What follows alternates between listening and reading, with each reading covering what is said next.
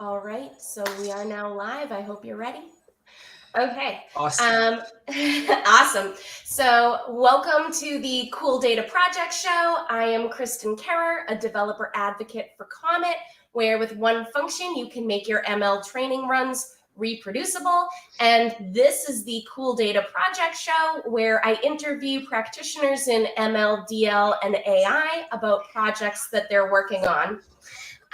And so today I have with me Rajesh Roy, and I'm super excited to talk to him. Would you like to introduce yourself and tell us a little bit about Assert AI? Yeah. Hey, hi, Christine. Hi, guys. So myself, Rajesh. I'm an AI architect at Assert AI. Um, Assert AI is a computer vision company which is actively solving customized computer vision use cases. So our discipline is focusing on deep learning as the primary model generator and for performing and getting analytics done. And we deploy AI on the regular CCTVs which are installed in your houses, on malls, the warehouses, local road infra, right? So any 2 megapixel local CCTV camera, and our solution is gets actively live for detection for you. All right, awesome. Yeah, and we have a little demo to show the cool stuff that you're working on. Hi, Andres. And so now we can get right into that demo.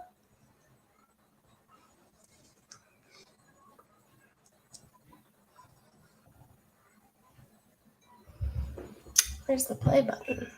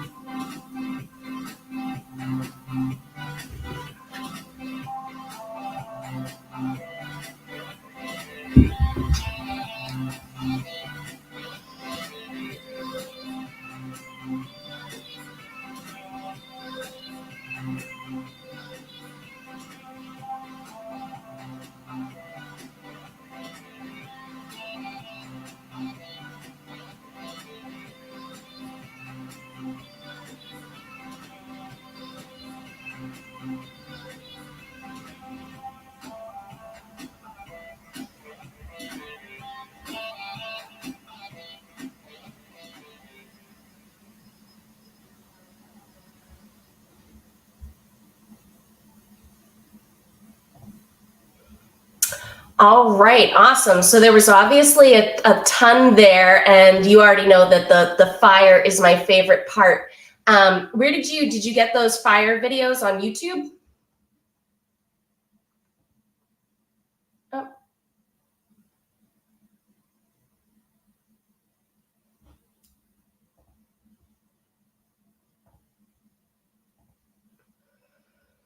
That was a metro station live demonstration. So there was a physical person who was actively lighting up the lighter, and the AI was running on top of the GPU. Oh, that's crazy.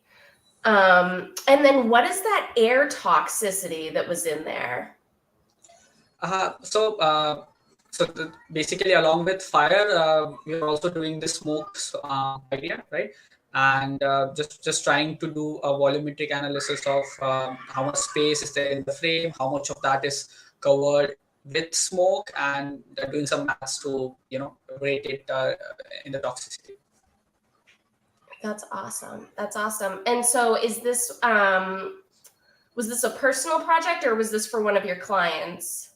So a couple of YouTube ones are shortly personal, but Yeah. we have clients for one which I demonstrated. It was so the application was to check whether there is a fire beneath the metro track. Right, if the metro is moving constantly, is there fire? Is there a spark which can be detected while the train is moving? So that is a live project. Also, there are fire related use cases which we do inside warehouses due to some confidentiality. I couldn't get those videos, but inside warehouses where there are fire, uh, we have planted a couple of spots where we tested with lighting up a couple of objects and checking through the CCTV cameras where they are detecting it. Okay, awesome. And so can you tell us a little bit about how you thought about collecting data for the fire and what that looked like? Because I remember you telling me some pretty interesting things. Right, right. So in since your deep learning models are data hungry, you go outsource. You try to gather as much as data from internet, different sources, try to annotate and club them for detection. But majority of use cases are biased to the exact nature of the deliverables. By that I mean, if you go for a certain application, for example, if I wanted to test fire just beneath the metro track, right? The general data which is available online is just not enough to get Mhm. you the right insights. So we practically move out to site, try to simulate as much as possible, right? And by going on site, we burn lighters, we check whether the AI is detecting it or not, the alerts are getting raised or not, right? And it's a day or two time when our engineers go on site, do this demonstration themselves, try to simulate all possibilities, and we collect all those data and then we train on them. That's awesome. And then so were you annotating that data yourself when you were doing, did you like capture that video and then go back and annotate Yeah. that data and add it to your model?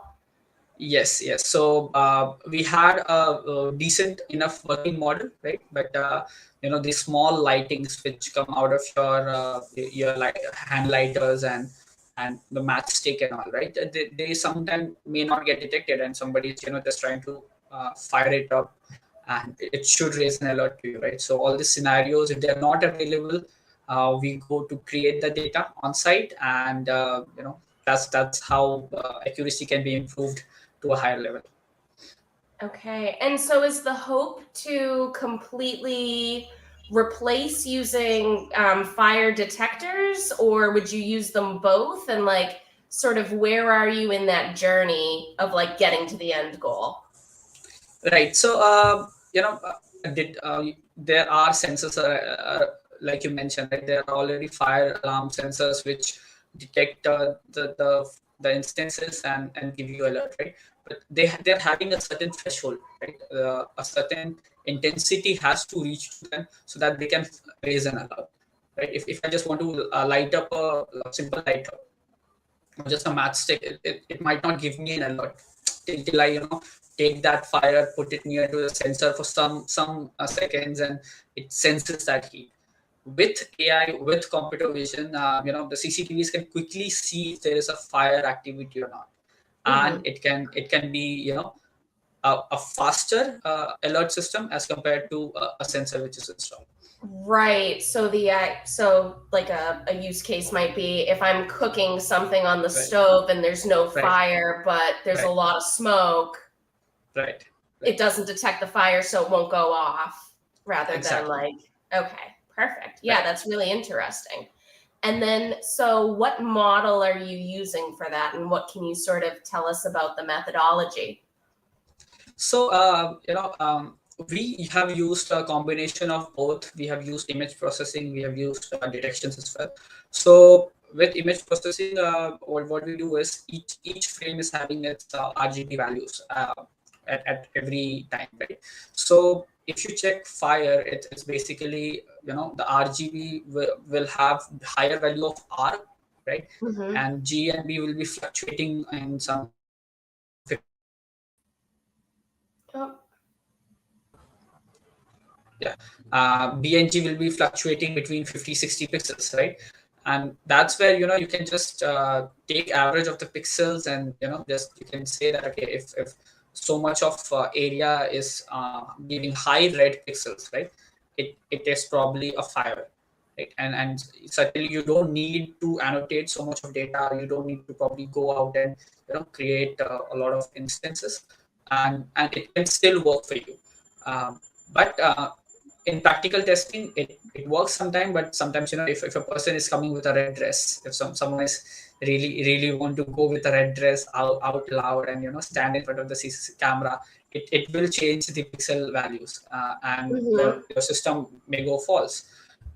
So there, if on those fronts, detections come really handy, because they exactly try to look for similar instances, right? It will probably not go for a shirt to tell you it's a fire. So for a detection which is as simple as fire, we have gone with MobileNet SST V2, right?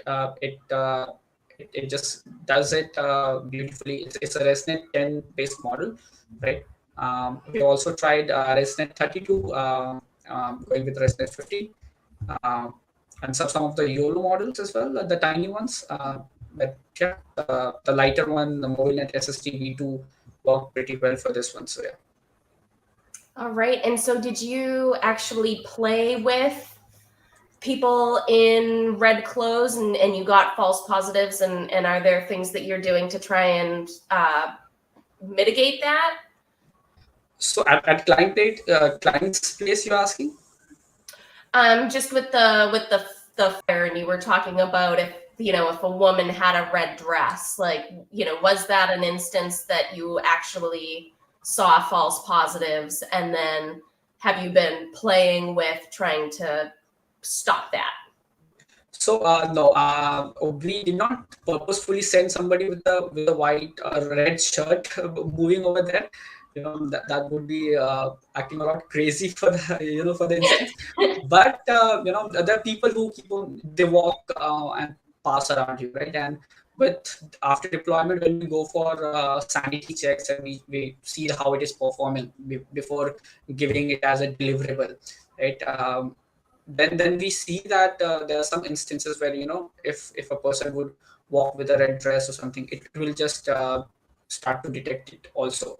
So Mm-hmm. you need a higher recall for such instances where it is absolutely sure, because topic like this are quite sensitive. You don't want a alert buzzing at your house just because somebody just entered with a red shirt, right? Or just having a red napkin, something like that, right? So Yeah. yeah. Have there been any other interesting, other than, a red shirt type thing? Were there other like gotchas that you found while trying to get this model to work?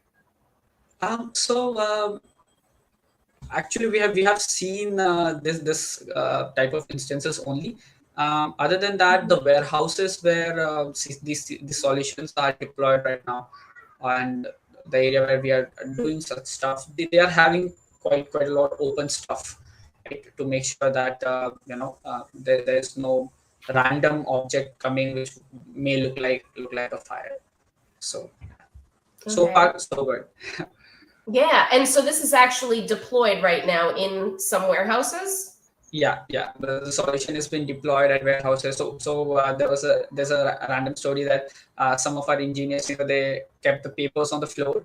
They used a lighter. They burned them constantly one by one in a zigzag path, right? And at the back end, the team was watching on the monitor that whether the detections are happening or not, and the plotting stuffs like that. So yes, solutions have been deployed like that. A lot of food grain companies who are out there, fire is a very sensitive point for them, right? Because electricity Mhm. will be installed inside the warehouses, and if they light up, it can give them a lot of damage uh, in comparison to cost, and even to, it can harm humans and other objects. So Yeah. with this kind of solutions inside warehouses, we feel that a small flicker of fire, if someone is just trying to play it around or something, it can be detected very well as compared to a fire sensor. Amazing. And so in your demo video, there were Yeah, also clips of like pistols and sacks. Do you want to tell right. us a little bit about, those projects? Are they personal projects? Are they for somebody else? And sort of how were you thinking about those? Right. So Assert AI is, a major player in warehouse and logistics sector in India. So for majority of the warehouses, these intrusion use cases are very common. You don't want somebody to enter your warehouse after, let's say, 7 p.m. Right? Mhm. It's something your shut hours, and no one should be inside the premises, and like that. And for jewelry shops, for warehouses who have this costly products, they store some important products, right? Somebody entering with a gun or showing up with a gun, right?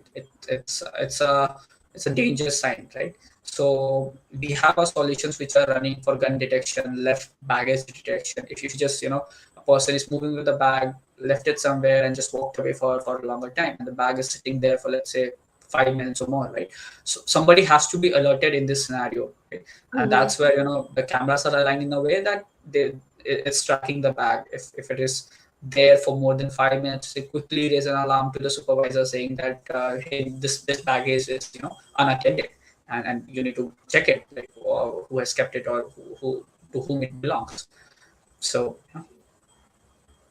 Oh, that's awesome. So the sacks piece was for identifying bags that might be left behind, or is that? SACs are that's again a use case for a client where they wanted to have an inventory flow check using computer vision. So they want to understand how much of inventory is inside their warehouse, and how much of inventory is coming inside and how much is moving out, right? While there is a loading unloading activity happening on a truck like scenario, right? So Mhm. with that, we target shutters, we target the exit and entry points with CCTV cameras, and then the model is basically trying to look for the object which is supposed to travel in and out, right? And if there's a, consecutive frames the same object has passed through the line, it gives you a count. So this stack related application is also done on conveyor belts where you're pushing cartons. So you have carton boxes which are supposed to be loaded in a truck, right? And you just keep on passing them one by one, and the AI is the camera is looking at it, and it's constantly giving you the count, the character OCR of it, what are the box labels, and things like that. Now, do the sacks have like a uniform volume? Like if you count the number of sacks, do you have a good idea of how much inventory is in there, or is there like a fair amount of variability in the sacks? Right. So this again, to our clients, this plays as a security check, right? That, Mhm. if they're having a bill receipt saying that, there should be 1,500 sacks loaded in this truck, right, from the inventory, whether 1,500 all of them are going inside or not, right? Because once it is loaded and then it gets shipped to the end customer receives the sacks and he finds, oops, there are 20 sacks missing, for example, right? And then you have a big question mark. It might have happened at your warehouse, it might have happened while the vehicle was outdoor, right? And for the distributor, for the warehouse owner, it's a big question mark. He doesn't have an idea about where the sacks went actually. With solutions like this, it's instantly tracking you that, okay, at 2 p.m. in the afternoon the activity started, and 3 p.m. it got shut, and in these many hours there were 600 sacks which went outward, right? along with the images of each sack moving out and in. So it really collects as a security product for them, and also shows a product which is able to track the inventory flow. It's no more a manual human operation which is supposed to be done on site, right? It's something that even if a person is not standing there and you're loading and unloading it, the camera is looking at you and it's doing the accounting for you. So Now, did you have more to say? yeah, so it basically reduces your cost of operations as well. You don't need a person. The overall time in a person coming to one dock station, checking it out on papers, giving a manual count, might miss one or two, right? Mm-hmm. All of that is done now. The person can do better work of his time, checking the whether the activity started, happened, not happened, instead of doing this security checks at the warehouses. And then, so when you're working on this, are you touching it from the beginning of the project all the way through setting up the alerts, or when it comes time to set the alerts, is that something that's handled by some sort of dev team? So I start from from understanding the project. So once the business team has got the project, got the use cases sorted, right? Then it comes to me, comes to a colleague of mine as well. We both speak with the client. We both try to understand what are the next moving stuff, right? How we collect data from there. Do we need data, or do we already have something ready in our bag which we can just pop out and deliver it? And then that process starts. I spend most of my time over there. Then we gather data. We go through series of models. We train models. We see if there can be other image processing ways which can again solve the problem, right? Instead of going for a detection, because it will come with a cost. So all this R&D, all this testing, developing the product, right? And at the end, I work on the deployment part. So my task is to put that AI on the GPU system, and make sure that it is running safely inside the system. Then there's another set of team who uses this alerts to present it on dashboard, mobile app, and so on. So my interface is from once the sales is locked, I sit with the client. I speak about the data, how it can be gathered, training it, deploying it, and then the regular routine maintenance is done by other team members. Okay, awesome. Yeah, are you guys still like catching data and annotating it and then feeding it through? Yes, because absolutely. Because the kind of use cases which you saw, right, they are very generic to the use cases itself.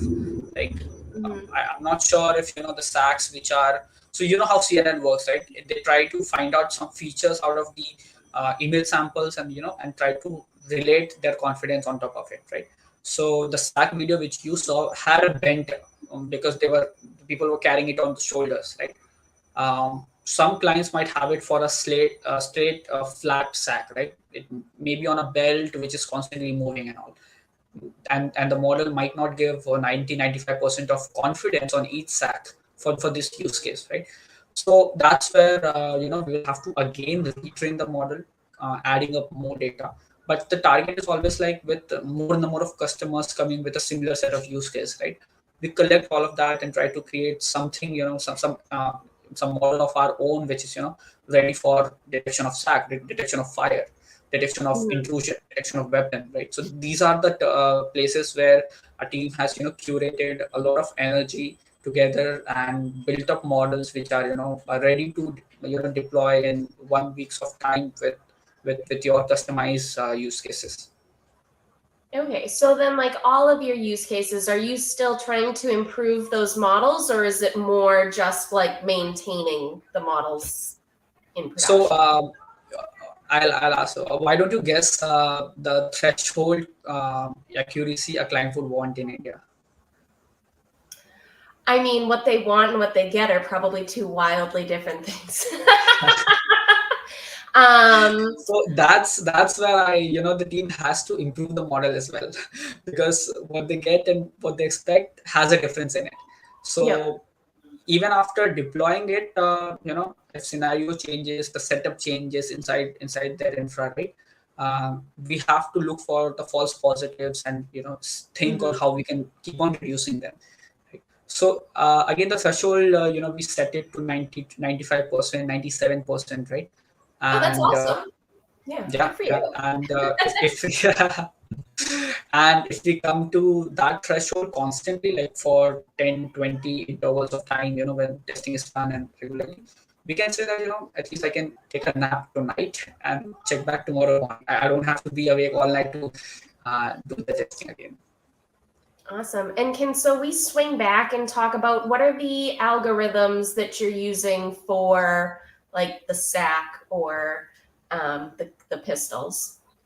Right. So for SAC and pistols, so for pistol like use case, we have done it with MobileNet SSD, right, which is a ResNet architecture. We have also gone with Euro V4 Tiny. It Mhm. just fits very appropriately. And for a detection of SAC, where it is a white thing inside your photo, right? Inside a picture, it's just a white thing. But the model needs a better architecture. So we go with YOLO V5X, we go with YOLO V5M, the nano model, small models, and we train on those architectures and try to get optimum results out of it. All right, awesome. Is there anything else that you really want people to know about these projects that you've been working on? Right. So you asked about the architecture, you asked about the models, right? So the AI which is designed or the architectures which are selected are very dependent on what type of hardware they are supposed to run at the end. Right? So if I have being just an AI ambassador, I have spent a lot of time with NVIDIA hardware. I think anyone who's deploying AI solutions at the end client side, most of them were using a GPU which is manufactured by NVIDIA. Right. And again, they come in a series of set, right? Some clients would want a small Jetson device, on which they can run AI, and few will expect that you can do a server-based system for us, right? Mm-hmm. So the size of model is also supposed to will also depend on that, because if I say Euro V7, which is the latest right now, it's not going to work um, at the same FPS level on server grade GPU as compared to a Jetson series GPU. There's going to be a performance mismatch. Mm-hmm. And do you feel like when you're talking with clients about the compute that's required, are they like typically ready to talk about and hear about that? Or do people sometimes balk at, what's going to be involved? So, clients are always less on budget, right? They never want to, uh,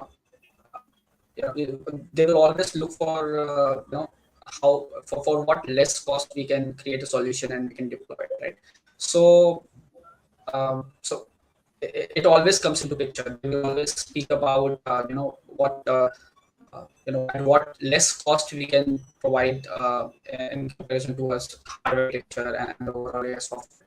Now, AI is something which we do in our house. The team is fabulous. They work on the projects, they deliver it, right? If it's a software thing, we can produce it. But on the hardware part, yes, the cost of hardware keeps on fluctuating. Hardware A can give you better performance. It's not fitting in your budget. You have to go for a hardware B. Right? So then we will have to step for a lower end model and try to work a bit harder to produce the same level of accuracy. So this is the trend which happens usually. All right, awesome. And so if somebody wanted to get started with computer vision and these types of projects, where would you send them? What type of resources would you tell them about? Yeah. So So I intensely use DeepStream for my deployment and to work with AI models, right? But there are some there are less video tutorials out there. There's a lot of documentation which is available for DeepStream. For somebody who is beginning with AI, I'll ask them to jump onto some of the open source architectures, like go for YOLO, train a YOLO model for Coco datasets itself. You don't need to create your own dataset. Just go for a random model training, right? Collect the dataset, do a training, and see how it is performing. Right? Then go for smaller architectures as well. Go for Dusty is somebody from NVIDIA who has created Jetson Inference repo, right? Um, and he also has a series of tutorial on how you can get started with the Jetson Nano device, right? So you can follow his tutorials over there. It's very straightforward, very simple to get started with detections, using them, and with basic Python programming, you can also be able to handle the end output for yourself.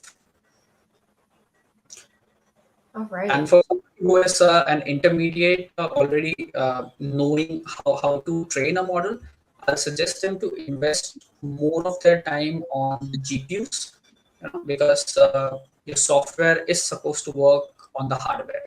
If you talk about a client, it's not just going to come to you to watch a video on your laptop and say, "Hey, wow, you did it!" Right? It's going to ask you, "Great, now deploy it on my site, and I want to check it." Right?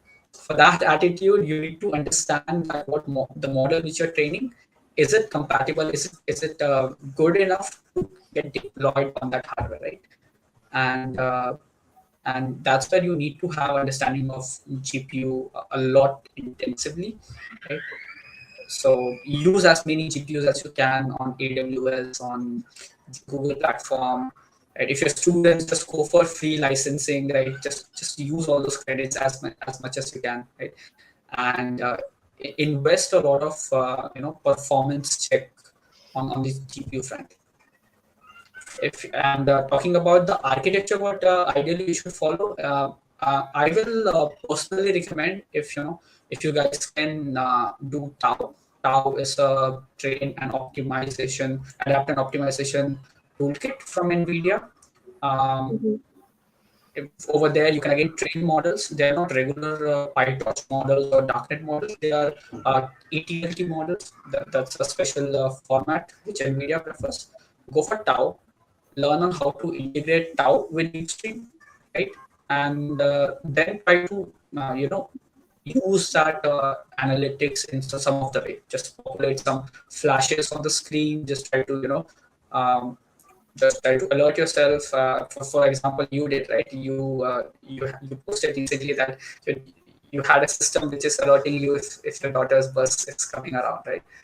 So so people can use it, and try to bring AI for some of your real time application.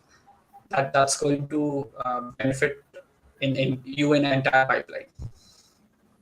That's a great point about playing with the hardware, because I don't hear people mention it that often, but I know even myself, if I'm trying to be fast, I'm going to go in Google Colab, and then when I try and run it on my own GPUs, it's like I lose some time trying to figure that all out. I like that. That's a good point.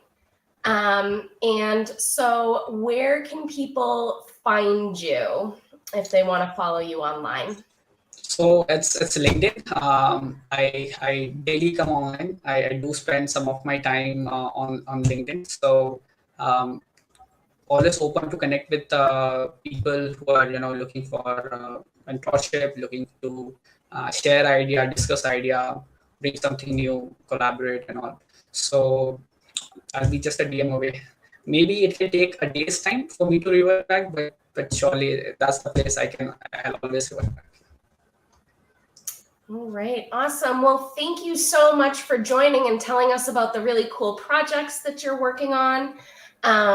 If there's anyone out there, as always, if you have a cool project that you think you'd like to share on the Cool Data Project Show, I am open and available to hearing what you have to say.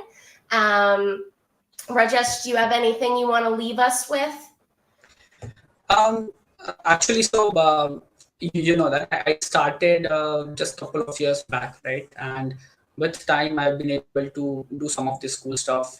My team is awesome. I've collaborated with my members of my company, and we have built a lot of stuff, right? I started with a noob in NVIDIA Tech, the GPUs, but I fairly understand a good amount of things right now in my time. So I'll AI is getting a hype, right? A lot of people are talking about vision-based solution and all. So on student point of view, I'll ask them to collaborate, read codes, try to walk yourself through the entire working of it, right? See how it is working for you, and invest your time on thinking of that you want to be an NVIDIA full stack AI developer or something like that, right? You want to just invest your time a lot on the stack which NVIDIA has mentioned, but because once you come to industry, I see that a lot of work which you will be deploying is going to be on NVIDIA's stack itself. So invest your time there. It's going to help you in personal way, professional way. So that's all for students, and for for people out there, right? SRDI is it's really working on making a platform where your use cases are customized by us, and it's ready to deploy out there. So a lot of use cases which you see about license plate, about person detection or something like that, they are they're very static to your application, right? It might not work for if client N, if I start from A, right? SOTI, we are the team who is working on creating a common platform where we are aggregating all these data, and we are fine tuning them to give better results for commercial projects, and especially in warehouse and logistic industry, we're doing good, and we are expanding with more use cases day by day. So yeah. All right, awesome. And so, yeah, you said you started just in like 2020. What were you doing before that? Did you get like a degree in computer science, or what was the background before you hopped into this?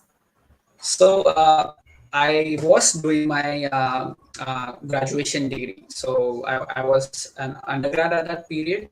So it all started with some random drone project. I wanted to invest time on drones and see how they are moving and how they are working, the aerodynamics. I was very fascinated by things who all fly. So from there I started, and then I moved into slowly understanding the autonomy level. Then I understood the AI is going to be a key factor over there, right? And started working on a couple of projects. Got my Jetson AI specialist certification from NVIDIA. That gave me a lot of boost because my degree in engineering is in information technology. It's a bit away from calling myself an AI engineer by profession, but but that certificate gave me a strong boost that okay, I own something which I can at least show that there is some AI stuff. And after that, I joined this company. It was all fresh, all raw, and the options were to go out without red dress, get yourself good data, and start training models, start building and deploying them. So these things help me a lot. Yeah. Awesome. Awesome. Well, again, thank you so much for joining today. I think we are ready to wrap up, but I really appreciate you joining, and I hope everyone out there has an awesome day. Yep. Thank you, guys. All right. Bye. Yeah. Bye.